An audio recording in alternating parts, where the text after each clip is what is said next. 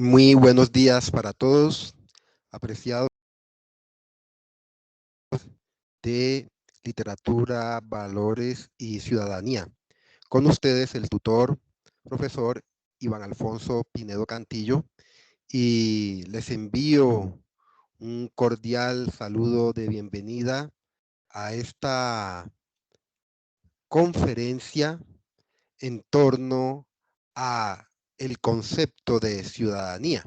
En el día de hoy vamos a reflexionar sobre la evolución de este concepto de ciudadanía que es tan importante para las democracias actuales y que implica muchos aspectos para la vida cotidiana y para la construcción del bien común. Entonces, esa es la temática que nos convoca en el día de hoy, una revisión y análisis del concepto de ciudadanía, para que posteriormente podamos entender cómo esto se conecta con la literatura y con el mundo de los valores. El concepto de ciudadanía tiene un largo recorrido en la historia de la humanidad y es una idea que ha ido variando a través de la historia, no ha permanecido idéntico a lo largo de los siglos, pero hoy en día se conservan algunas cosas del pasado y efectivamente tenemos nuevas ideas, nuevos elementos que lo configuran en los estados contemporáneos. Por eso es importante entender esto. Esto hace parte del mundo de la filosofía política, es un tema clásico, digamos, de la filosofía política, también hoy en día de la ciencia política, y tiene también muchas conexiones con el mundo educativo, sobre todo con la educación cívica. Entonces vamos a hacer una especie de recorrido por la evolución de ese concepto de ciudadano. Lo primero que hay que tener en cuenta es que ese concepto de ciudadano, que en sus orígenes, por allá en la Grecia antigua, en la democracia ateniense, implicaba a un sujeto que tenía una serie de derechos y también una serie de deberes. Eso es uno de los elementos que hasta el día de hoy permanecen frente al concepto de ciudadanía, que las personas tienen una serie de derechos y deberes dentro de un contexto determinado. En la época antigua de la democracia ateniense, ya hace varios siglos atrás, el concepto de ciudadanía estaba asociado a la persona que vivía en una ciudad, ¿sí? En cuanto que en el mundo antiguo la ciudad era la comunidad política en donde uno nacía y vivía. ¿Mm? Hoy en día, pues el concepto ha cambiado porque, digamos, ya no somos como las ciudades-estado que eran en la antigüedad, sino que somos ciudadanos dentro de estados en el concepto contemporáneo. Pero esa persona, volviendo a la Grecia antigua, era un sujeto que tenía una serie de derechos para participar en la vida política de Atenas y también unos deberes. El principal deber era con las leyes de la ciudad. Ya desde esa época había como una serie un listado de leyes básicas que todas las personas que vivían en la ciudad, que en el mundo antiguo funcionaban como ciudades-estado, tenían una serie de leyes que tenía un deber de cumplir esas leyes para el buen funcionamiento de la comunidad política y también tenía unos derechos. Los derechos en el mundo antiguo eran bastante restringidos porque no son iguales al mundo actual. Por ejemplo, solamente podían participar en esa comunidad política con derecho a votar y decidir en los asuntos públicos de la ciudad los hombres libres que habían nacido o de padres que habían nacido ahí en Atenas. Es decir, había que tener como una tradición familiar dentro de la polis o de la ciudad. También tenían que ser personas que tuvieran como algún tipo de renta o de propiedades para que pudieran participar. De tal forma que en ese contexto antiguo, pues, teniendo en cuenta la manera de pensar que los albergaba, digamos, no participaban los esclavos no tenían ninguna participación política en las decisiones de la ciudad, tampoco las mujeres en ese contexto antiguo, los niños tampoco, y los extranjeros tampoco, gente que estaba, digamos, migrando o de paso por la ciudad tampoco participaban. Entonces solamente las personas libres. Pero esos sujetos tenían unos derechos para decidir, participar, votar, influir en las decisiones de la ciudad de todo tipo. Hacemos un acueducto o no, construimos barcos o no, e incluso nos vamos a la guerra o negociamos con los enemigos, condiciones de paz o no. Todas esas decisiones se hacían en el mundo antiguo con la participación de los ciudadanos.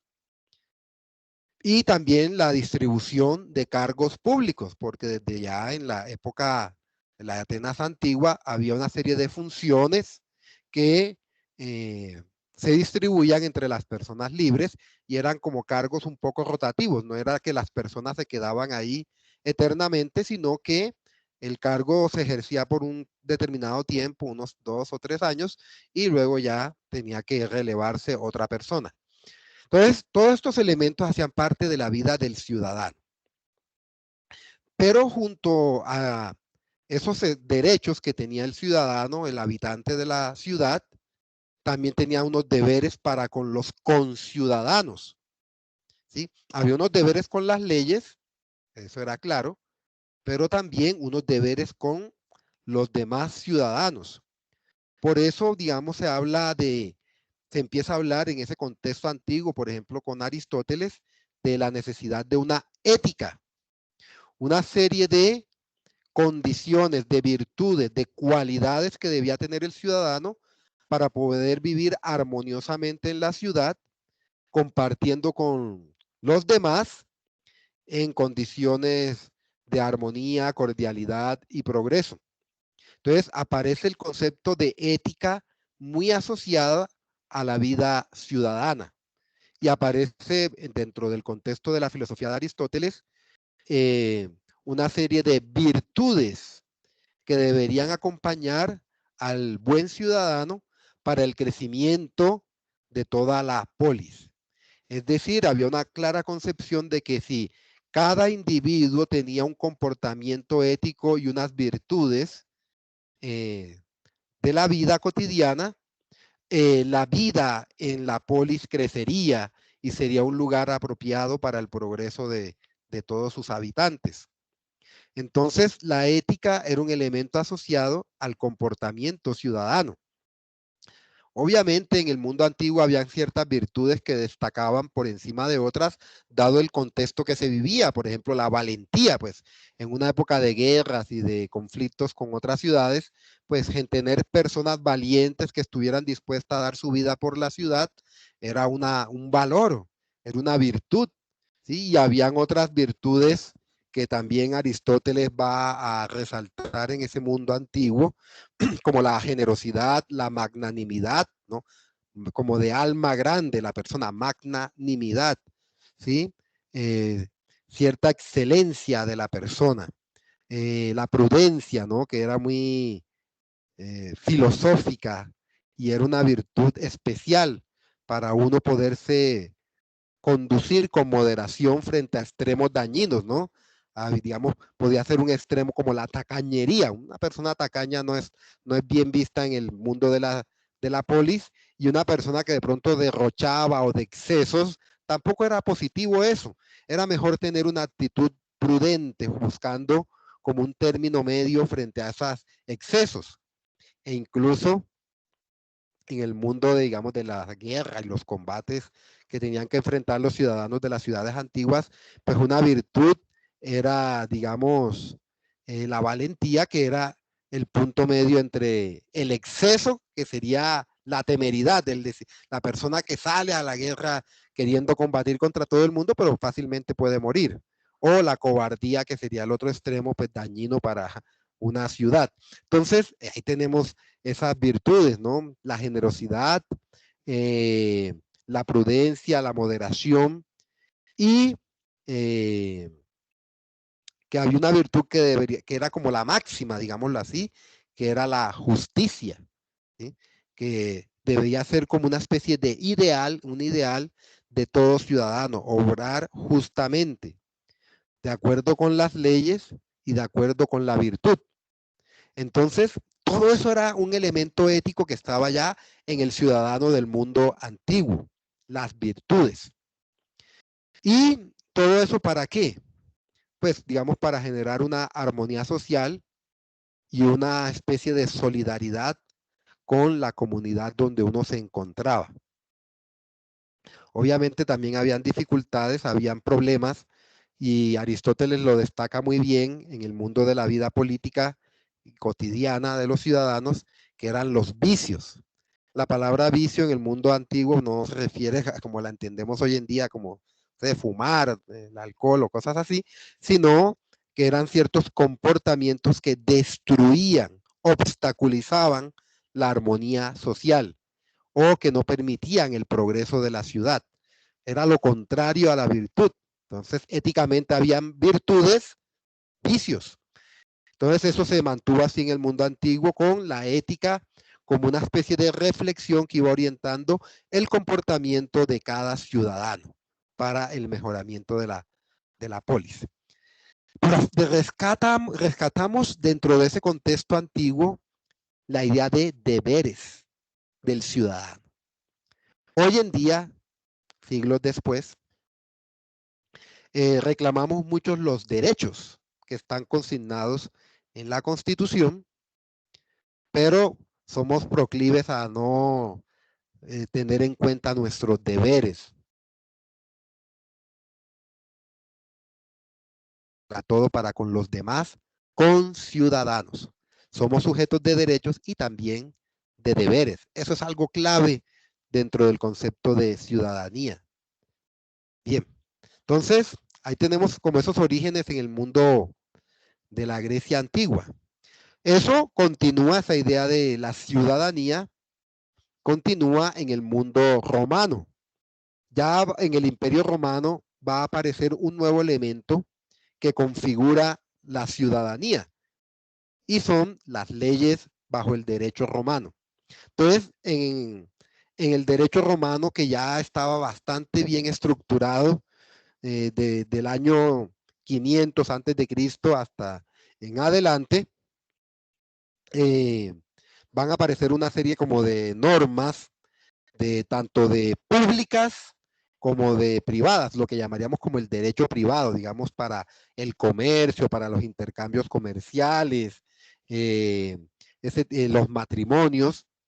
Ya existían una serie de reglas o de normas, las leyes establecidas, y también del derecho público. Entonces, el ciudadano en el contexto romano tenía una serie de leyes que lo regían, el derecho ya lo especificaba, lo que se esperaba de cada ciudadano y cómo debía proceder dentro del, del imperio romano y eh, cuáles cosas debía evitar y los castigos que habían. Pues ya habían también una tipificación ahí de castigos si se incumplían las normas de la ciudad. Y también una serie de deberes que había para con la ciudad, incluyendo temas como por ejemplo el servicio en el ejército, la participación política en el Senado, etcétera. Todo eso ya, a diferencia de Grecia, en la Roma antigua estaba un poco más estructurado y cada ciudadano podía entender cuál era su lugar dentro de mm, su lugar dentro del imperio, en el mundo antiguo, y cuál era su comportamiento adecuado dentro de la comunidad política. Entonces, otra vez, hay una serie eh, de derechos, pero también otra vez aparecen los deberes, una serie de deberes para con los demás, con las demás personas. Insisto en este tema de los deberes porque eso va a tener mucha influencia en el día de hoy. Entonces, ahí tenemos esos orígenes antiguos, un poco ya lejanos en el tiempo, pero que tienen todavía hoy influencia. Y hubo una serie de autores, pensadores, filósofos, Marco Aurelio, Cicerón y otra serie de pensadores que trataron de entender ese mundo político en donde estaba el ciudadano, el habitante de la ciudad con sus derechos y deberes. Va a ser importante el tema del derecho romano porque el derecho, digamos, surge frente a una situación y es que pues si todos tuviéramos un comportamiento ético, correcto, virtuoso, pues no se necesitaría tanto las normas del derecho, porque pues digamos la virtud nos orientaría en el comportamiento cotidiano. No se presentarían temas como estafas, engaños, mentiras, trampas, sino que todo sería según la ética, principios éticos. Pero la verdad es que no todo el mundo obra así y por lo tanto el derecho es mucho más reglamentario, obligatorio y el derecho también va a tener un elemento que es de coerción y de castigo. O sea, si lo tienes que hacer a las buenas por principios o a las malas porque te toca y tienes que cumplir las leyes y no te tocaría irte, cambiarte de comunidad política, ya que no quieres cumplir las leyes que están aquí especificadas. Entonces, el derecho pues tenía ese elemento de coacción al ciudadano. Y en el mundo romano pues habían castigos también bastante severos. Pero todo eso era necesario porque pues no todo el mundo tenía la virtud ética en su interior, aunque es algo siempre deseable hasta el día de hoy. Que no tengamos que hacer las cosas por miedo, por castigo, por temor, porque me vigilan, porque hay alguien que está pendiente de mí, el policía o el que sea, sino que lo hago por convicciones y por valores. Ese sería el ideal de una verdadera ciudadanía, pero entonces desde el mundo romano también está el tema del derecho. Y en el mundo antiguo, en la Grecia antigua, era muy importante el cumplimiento de las leyes. Por eso en la ciudad-estado griegas, uno de los castigos más severos era el exilio, ya que no quieres estar de acuerdo con las leyes de la ciudad, ya que incumples las leyes de la ciudad, que no estás comprometido con la ciudad, tienes que irte. Vete de aquí, ese era el exilio, no vuelvas más y mira a ver en dónde te vas a vivir a tu manera, pero aquí no puedes vivir porque tú no puedes vivir como se te antoja, tienes que cumplir con la comunidad política, si no te toca el exilio. Y ese era uno de los castigos frecuentes en las ciudades griegas antiguas. Vete de aquí. ¿Ok?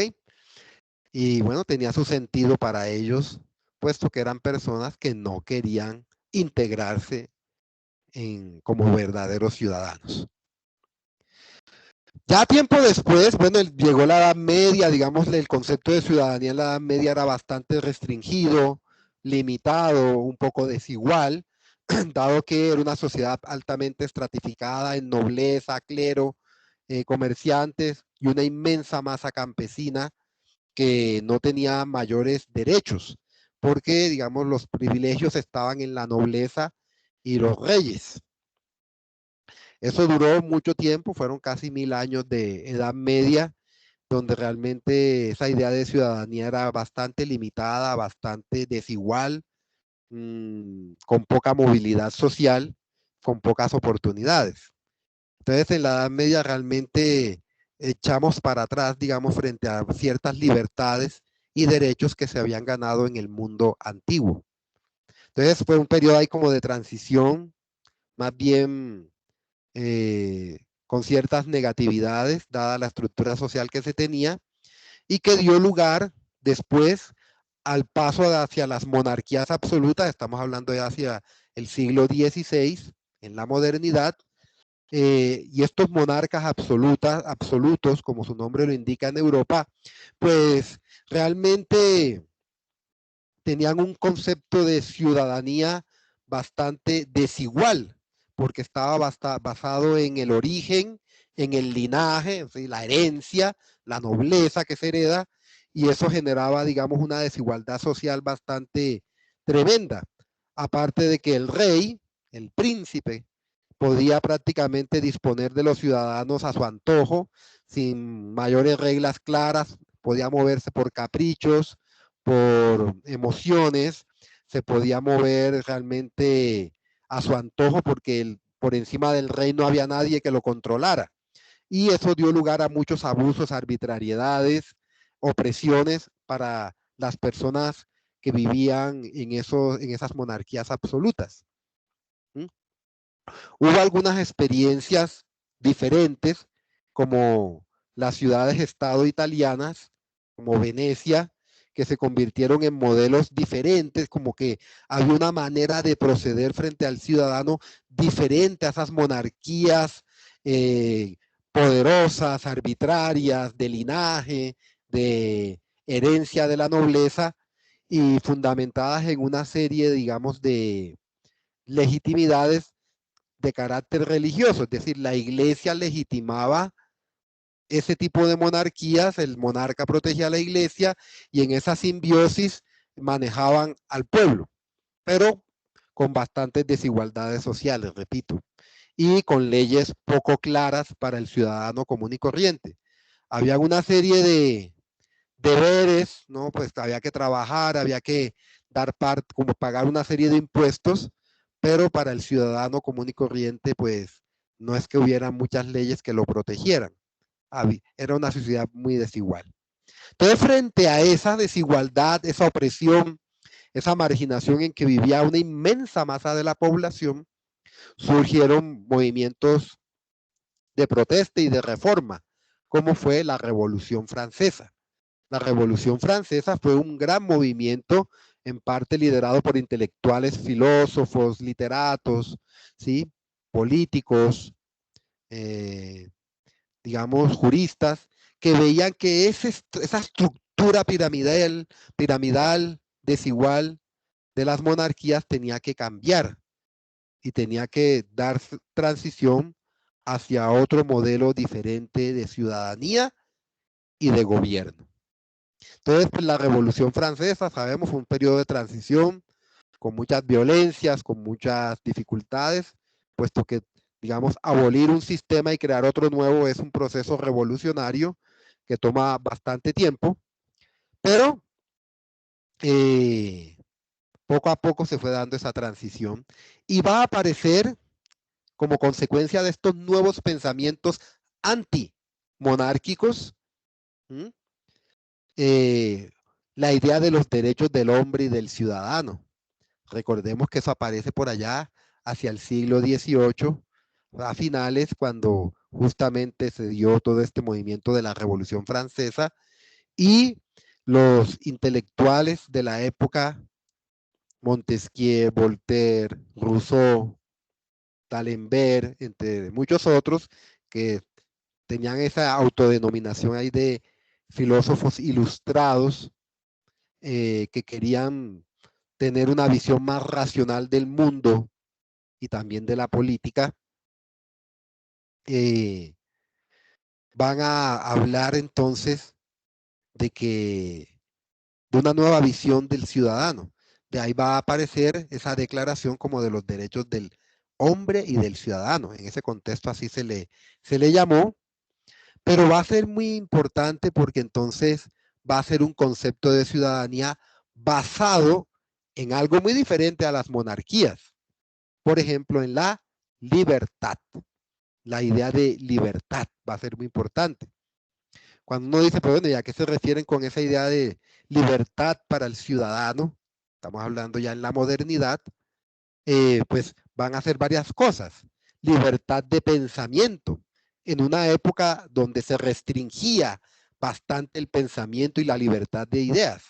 Libertad de pensamiento, libertad de opinión, libertad de expresión para que tú pudieras escribir, digamos, en un libro tus ideas y exponerlas al mundo entero, exponerlas a la comunidad de intelectuales o a quien quisiera leerlas. Ya para esa época teníamos la imprenta y se podían difundir los libros.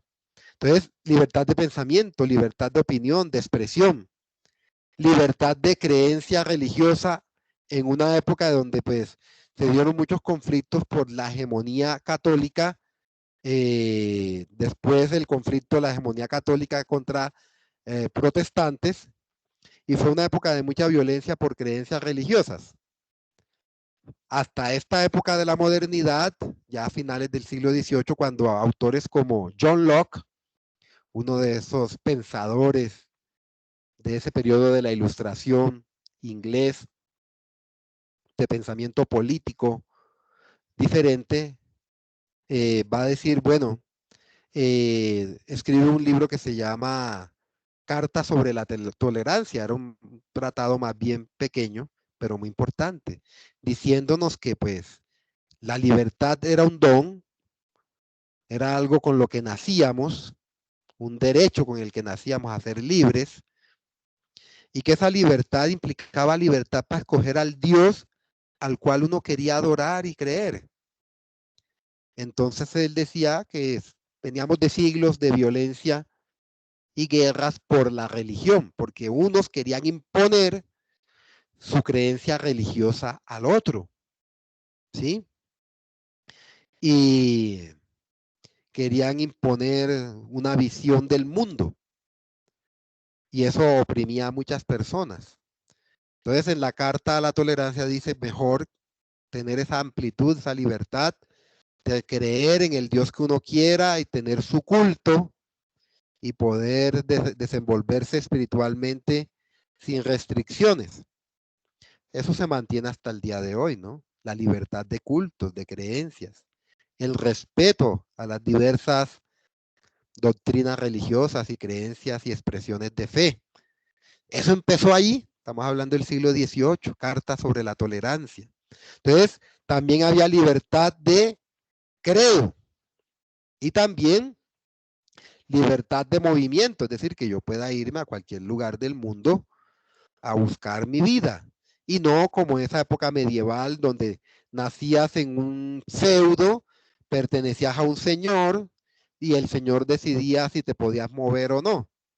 Había bastantes restricciones. Entonces, aquí empieza a hablarse de una libertad de movimiento muy importante para el ciudadano y también una libertad para, digamos, lo que hoy en día sería como el emprendimiento. Si tú quieres montar un negocio, derecho a la propiedad privada, a vender tus cosas, tus productos y bueno, tener una ganancia de ellos. Entonces, todos estos elementos hacían parte de la nueva visión de libertad para el ciudadano. En cierta manera, este movimiento de los derechos del hombre y del ciudadano reaccionan contra las monarquías absolutas y también con toda esa tradición feudal que se había desarrollado siglos atrás. Y empiezan a buscar nuevos caminos, nuevas comprensiones para el ciudadano. En este contexto, la libertad va a ser muy importante, ¿sí? El ciudadano entonces tiene una serie de derechos adquiridos por solamente de ser humano y que deben ser respetados esos derechos. Entre ellos, la vida, el derecho a vivir, el derecho a la propiedad, si puedes crear tus cosas y venderlas, comerciar, el derecho a la libertad de pensamiento, de expresión, etcétera, e incluso de, digamos, de asociación política, es decir, que tú te puedes asociar con otras personas pues para plantear tus ideales políticos de vida en la comunidad. Entonces, fíjense que hay una evolución, aquí hay una ruptura muy importante en la modernidad con relación a las concepciones de ciudadanía medievales y de la monarquía absoluta. Y se empiezan a recuperar valores, ideas y pensamientos de la democracia antigua pero renovada con nuevas ideas, nuevos pensamientos, nuevos elementos. Ya para esta época, siglo XVIII, en la modernidad, van a aparecer las ideas contractualistas, ¿sí? En filosofía política, que van a hablar de una nueva visión del ciudadano. El gran autor aquí es Thomas Hobbes, con su obra El Ciudadano. Pues ya sabemos que los tres grandes contractualistas, Hobbes, Locke, Rousseau, van a sentar las bases de lo que luego será las bases de la democracia, ¿sí? Al principio Hobbes planteaba en su momento, fue uno de los que inicia todas estas ideas con sus obras políticas como el Leviatán, ¿sí? Como, digamos, el Estado, la idea de Estado moderno, es un producto de un contrato o pacto social que hacemos los seres humanos. A diferencia de la época feudal y de las monarquías, digamos, no hay participación divina o es que Dios legitima el contrato social, no, sino que fundamentalmente los seres humanos acordamos una forma de gobierno para podernos desenvolver como personas, vivir con mayor seguridad, sin miedo al otro y sin violencia. Ahí van a surgir esas ideas de el contrato social que se mantienen hasta el día de hoy, ¿no? El Estado es el producto de un contrato social, el Estado moderno. Y ese contrato social lo hacemos las personas, los ciudadanos libres, que nos asociamos y nombramos unos líderes, un gobernante, no porque venga de sangre real, sino porque lo vemos que puede ser apto para gobernar, y nosotros depositamos parte de nuestra libertad en ese gobernante, ¿sí? Puede ser una persona individual, decía Thomas Hobbes, o una asamblea. Pero nosotros depositamos nuestra libertad a ellos, en ellos, para que nos gobiernen y organicen el Estado. Entonces, ese Estado, ese gobernante, va a establecer una serie de leyes, pues en los estados modernos van a aparecer esas leyes que Thomas Hobbes va a decir y tienen que quedar por escrito. ¿Qué es lo que nos va a unir como ciudadanos? Pues una serie de leyes que van a estar por escrito en una cosa llamada Constitución. Y que ojalá todo el mundo sepa de qué se trata esa Constitución. Ahí está reflejado el pacto social, el contrato, lo que los seres humanos acordamos en un territorio determinado y le damos ese poder a un gobernante. Ese gobernante establece con el pueblo una serie de leyes que aparecen en la Constitución. Y esas leyes van a orientar los derechos del ciudadano. Entre otras cosas, en la modernidad, uno de esos grandes derechos era ser protegidos, que el Estado brindara seguridad, ¿sí?, al ciudadano frente a agresiones internas o externas, que digamos que el ciudadano tuviera una protección dentro de su territorio y que le respetaran su vida dentro de ese territorio. Y así empiezan a aparecer entonces en las constituciones nacionales todo un listado de las nuevas leyes que orientarán a ese ciudadano libre en condiciones, digamos, de igualdad frente a los demás ciudadanos y que pudiera participar activamente en la vida política. Estamos hablando del siglo XVIII, nuevamente, cuando se da ese giro hacia el contractualismo. Es decir, se dejan las monarquías atrás, Revolución Francesa y una nueva visión del ser humano, de la vida, de la sociedad, de la política, del gobierno y de la organización del Estado. Aparece propiamente en los estados modernos, que luego serán también en su evolución los estados contemporáneos. Somos producto de un contrato social. Ese contrato social está especificado o tipificado en las leyes que hacen parte de la Constitución. Y ahí tenemos unos derechos que nos dan esas leyes. Y nuevamente aparecen una serie de deberes para con el Estado y para con los demás. Eso hace parte de la evolución de la idea de Estado y de ciudadano. Ya no somos ciudadanos de una monarquía, tampoco somos ciudadanos de un feudo en la Edad Media. Ahora somos ciudadanos de un Estado moderno. Y tenemos unas constituciones en donde nos dicen cuáles son nuestros derechos. Para esta época, pues va a ser muy importante la independencia de los Estados Unidos, el movimiento de independencia de los Estados Unidos y la posterior firma de la Constitución de los Estados Unidos, porque esta Constitución se firma con nuevas ideas para el ciudadano. ¿Sí? Los grandes padres de la patria, Washington, Madison, Franklin, etcétera, se preocuparon de que esos derechos del ciudadano quedaran consignados en esa nueva constitución de los Estados Unidos y que empezaran a regir a las personas que vivían en esas antiguas colonias, que ya para ese momento eran pues una serie de ciudades, de territorios que eran los estados que se habían unido bajo esa misma constitución. Entonces ese modelo de constitución de los Estados Unidos se va a volver un modelo de principios para el ciudadano de los estados modernos.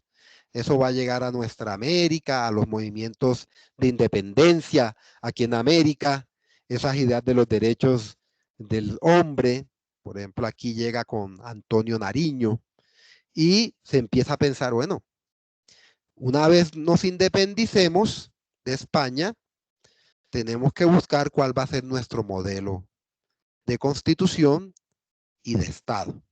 Entonces ahí va a aparecer algo muy, muy importante. Vamos a hablar ahora del siglo XIX. Ya, digamos, se ha terminado esa época de la Revolución Francesa, ya aparecen nuevas ideas y va a aparecer un elemento que también lleva bastante tiempo en la historia y es la idea de un ciudadano republicano, bajo el concepto o la idea de republicanismo. El republicanismo es una idea filosófica, política que lleva mucho tiempo, ya se aplicaba en Roma, en donde, digamos, el ciudadano tenía que participar en las cosas públicas, la res pública, de ahí viene república, ¿sí? Participación en la vida política de la ciudad, en las decisiones, le preocupaba el bien común, las cosas que hacían parte de la vida cotidiana y que nos afectaban a todos, desde el agua, el acueducto, ¿sí? Todo hacía parte, digamos, de la vida política y el ciudadano libre tenía que participar de la red pública, de la cosa pública. Bueno, y ahí empezó una tradición de participación ciudadana que se interrumpió ciertamente en la Edad Media, vuelve a aparecer en el Renacimiento con las repúblicas, digamos, la idea de repúblicas en Italia, ciudades como Venecia, Florencia, y en el siglo XIX, ya una vez han terminado estos movimientos revolucionarios como la Revolución Francesa, otra vez empieza a hablar de entendernos bajo el concepto de una ciudadanía republicana. Por eso, pues, muchas de las repúblicas aquí en América Latina tienen ese nombre. Acogieron después de las campañas libertadoras y de independencia la idea de una república. ¿Qué significa eso? Que es una organización política, ¿sí? Que tiene determinadas ideas que la rigen, que la orientan. Cuando hablamos entonces de republicanismo a nivel político, que no debe ser confundido con el Partido Republicano allá de los Estados Unidos, sino que es un concepto político. El republicanismo es una idea que se ha ido ya desarrollando hasta el día de hoy en las democracias, en donde invita a un modelo de ciudadanía. El republicanismo como por eso digo que aquí en América Latina, pues casi toda la fundación de los nuevos países se fundaron bajo el nombre de República, República de Argentina, República de Colombia, República del Ecuador y así sucesivamente, porque ahí hay una concepción política importante para la organización del Estado y sobre todo para los ciudadanos. El republicanismo, resumidamente, porque esto es todo un capítulo extenso que lo podemos hablar por allá en otra web conferencia, el republicanismo es una doctrina filosófica política y del Estado, de organización del Estado, que plantea una visión de gobierno basada en la libertad. El republicanismo por naturaleza es antimonárquico. Por eso nuestros países de América Latina, una vez se independizan de España, se autodenominan repúblicas, para indicar que aquí la cosa no es monárquica, ya eso se acabó. Ya no tenemos ni reyes ni virreyes, sino una organización política diferente basada en la libertad. Todas esas libertades de pensamiento, de expresión, de opinión y en una serie de derechos para los ciudadanos. Pero el republicanismo, entre las muchas cosas que va a proponer, hay una que me interesa. Y es que el ciudadano, bajo la concepción republicana, aparte de tener unos derechos de libertad, de igualdad ante la ley, de protección ante la ley,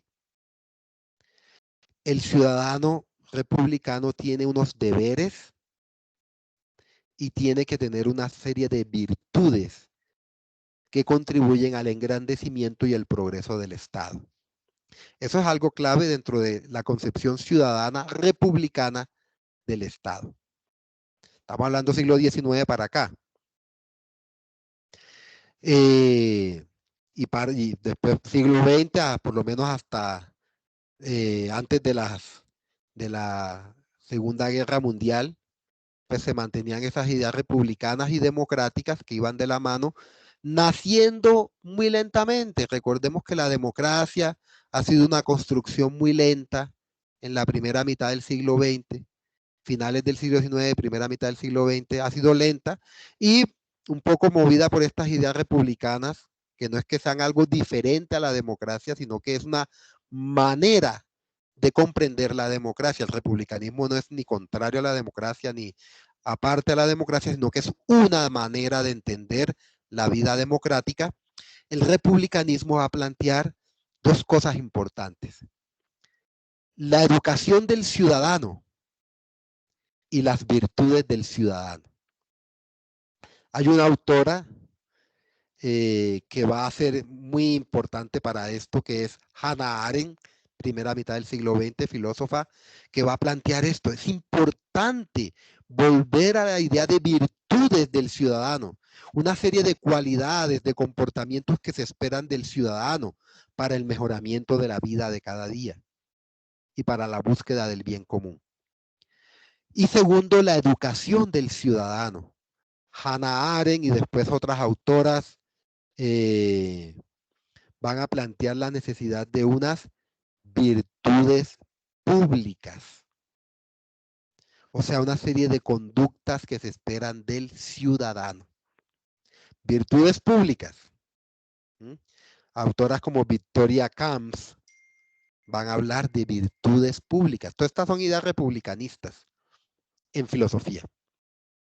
Y nos van a decir, bueno, si queremos una ciudadanía democrática, libre, igualitaria, que respete a las personas, hay que fomentar en los ciudadanos dos cosas que se han perdido hasta el día de hoy. Una, recuperar las virtudes públicas. Dos, recuperar la educación cívica. Eso es algo muy republicanista, republicano.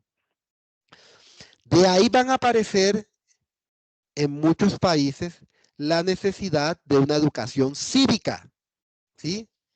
Es decir, o civismo le decían antes. Es eso. La educación en una serie de virtudes, conductas, comportamientos, actitudes, ¿sí? Reflexiones y principios que todo ciudadano debería seguir para la armonía social. Para los republicanos, la ciudadanía republicana, pues había muchas virtudes. Por ejemplo, la solidaridad se considera una virtud. La compasión por el otro. Por ejemplo, la cooperación, otra virtud. Importantísima esta virtud del ciudadano. El respeto por la justicia. El respeto por las leyes.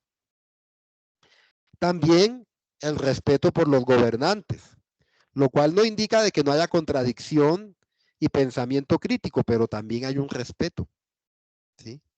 Respeto obviamente por los conciudadanos, respeto por el espacio público y cuidado del espacio público. Estamos hablando de un parque, de un bus, un Transmilenio, una calle, todos esos espacios que no son de mi vida privada, doméstica, son espacios públicos. El cuidado del espacio público se considera una virtud pública, porque eso nos beneficia a todos. Un parque, pues es de todos. ¿Sí? Una vía pública, una calle, eso es de todos. El respeto y el cuidado por lo público se convierte en una virtud pública. Otra virtud importante, digamos, el respeto, digamos, por ciertas tradiciones que pueden ser importantes para la identidad de un país. Entonces, de ahí van a aparecer una serie de valores que debemos conservar como parte de nuestra identidad nacional, por ejemplo. Ahí viene, por ejemplo, el respeto por los símbolos patrios, etcétera. También el patriotismo. Bien entendido, ¿no? El patriotismo no es fanatismo ni sectarismo, sino el patriotismo como ese orgullo que la persona siente por su nación y por toda la evolución que ha sido su historia. Entonces el patriotismo hay que entenderlo con cuidado porque puede dar lugar al fanatismo o al nacionalismo, que es diferente. El patriotismo en este contexto republicano es una virtud de poder uno incluso sacrificarse por ciertos valores comunes o que benefician al bien común, ¿ya? Entonces, estos elementos de virtudes públicas van a ser claves dentro de la ciudadanía republicana. Y la educación cívica, civismo. ¿Por qué? Porque es que el ciudadano bajo este concepto no nace y se desarrolla solo, sino que nace en una comunidad política y necesita de una educación cívica para entender cuáles son sus deberes para con el Estado y con los demás ciudadanos, sus compromisos y también sus derechos. Hoy en día, digamos, en sociedades como la nuestra, eso ha evolucionado a lo que se comprende como competencias ciudadanas. En otros países le llaman educación cívica o civismo. Esto es muy importante, la educación, porque fíjense que es uno de los graves problemas que tenemos hoy en día en nuestras sociedades, la falta de civismo, ¿sí? Queremos muchos derechos, pero que no queremos cumplir con nuestros deberes para con los demás. Por tanto, hay que educar a las personas en ese concepto. Bien. Entonces, miren ustedes cómo ha ido evolucionando. Van apareciendo nuevas ideas que hacen parte de la idea de ciudadano. Hay que educar al ciudadano. ¿Y para qué hay que educar al ciudadano? Para crear lo que se llama una cultura ciudadana. Cuando muchas personas dentro del Estado tienen determinada forma de comportarse con los bienes públicos, con las leyes y con los demás ciudadanos bajo el respeto, la cordialidad, la solidaridad, la cooperación, la compasión y otras virtudes, entonces se crea lo que se llama una cultura ciudadana. ¿Sí? Cultura ciudadana es cuando todos, por ejemplo, tenemos la conciencia, por decir algo, que el transporte urbano es de todos, sea un metro, sea un bus, eso es de todos o para todos. Hay que cuidarlo, no puedo vandalizarlo. Que un parque es de todos, no es mi parque donde yo juego básquetbol, es el parque de todo el barrio. Que digamos, una escuela pública, eso es para el servicio de todos, por lo tanto no la voy a destruir, que un paradero de bus, que una vía, y así sucesivamente, que eso es de todos y para todos. Y por lo tanto es necesario tener una serie de actitudes de cuidado frente a lo público. Obviamente esto se extiende también hacia los dineros que se recogen producto de los impuestos de todos. El cuidado, la vigilancia y evitar la corrupción robándose los dineros públicos, eso es una acción ciudadana y es un compromiso del ciudadano. Denunciar, vigilar, evitar, ¿sí? No permitir, no aceptar el robo de los dineros que son para el servicio de todos, para los hospitales, la educación, las avenidas, el progreso de la ciudad y del Estado. Eso es importante. Por eso el gobernante aquí en Colombia, que fue también alcalde de Bogotá, Antanas Mocus, tenía como ese principio que lo hizo, digamos, reconocido, y es que los dineros públicos son sagrados. Y proteger esos dineros públicos es deber de todos los ciudadanos. Evitar la corrupción, la trampa, el engaño, el robo con esos dineros. Entonces, todo eso es republicanista. Y hay que tener en cuenta esa visión filosófica política dentro de la democracia. Eso va dentro de la democracia. Y bueno, aquí hay unos peligros, ya con esto termino, ya voy terminando. También hay unos peligros, peligros para el ciudadano y para la democracia en general, que son los totalitarismos. Recordemos que hacia 1930 del siglo pasado aparecieron en Europa una serie de doctrinas llamadas doctrinas políticas totalitarias, como el fascismo, el nacionalsocialismo, que arrasaron con la democracia en varios países de Europa y de paso con los ciudadanos. Si algo tiene el totalitarismo es que destruye al ciudadano, lo limita, le restringe sus libertades, lo coarta, lo presiona, lo margina e incluso lo castiga, le quita la libertad. El totalitarismo es lo más contrario a la ciudadanía democrática. Totalitarismo es cuando a las personas la encerraban, la perseguían o la mataban porque expresaba libremente sus ideas. Eso en el totalitarismo no se permite. Lo que te espera es el encarcelamiento, la restricción a la libertad de prensa, a los periódicos, a la prensa en general, a las noticias. Se restringe, se castiga a las personas, se castiga a las personas que no están de acuerdo con el movimiento político y se acaban también otras libertades como la libertad de asociación política, porque si algo tienen los totalitarismos es que cortan, acaban con los otros partidos políticos creando un solo partido único hegemónico y el que se oponga lo persiguen y lo destruyen. Todo eso es acabar con la ciudadanía democrática. Podemos decir en resumen que los totalitarismos, el nacionalsocialismo, el fascismo y también elementos del comunismo acabaron con la ciudadanía democrática, porque se empieza a perseguir, restringir, controlar, marginar, vigilar al ciudadano. Y con eso pues se acaba también la democracia y las virtudes y los deberes para con los demás conciudadanos.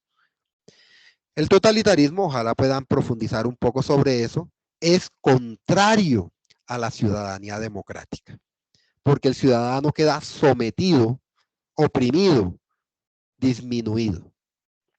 Todo eso logró, pues sabemos, Primera Guerra Mundial, sobre todo la Segunda Guerra Mundial, se acabó la democracia en muchos países. Y después de la Segunda Guerra Mundial, entonces tocó reconstruir la democracia, porque eso quedó marchitado, golpeada la democracia por el totalitarismo. Entonces, como producto de esa situación, aparece la Sociedad de Naciones, que después se llamará las Naciones Unidas, 1945, después de la guerra, para indicar que hay que reconstruir los principios y valores democráticos que quedaron aplastados por la Segunda Guerra Mundial.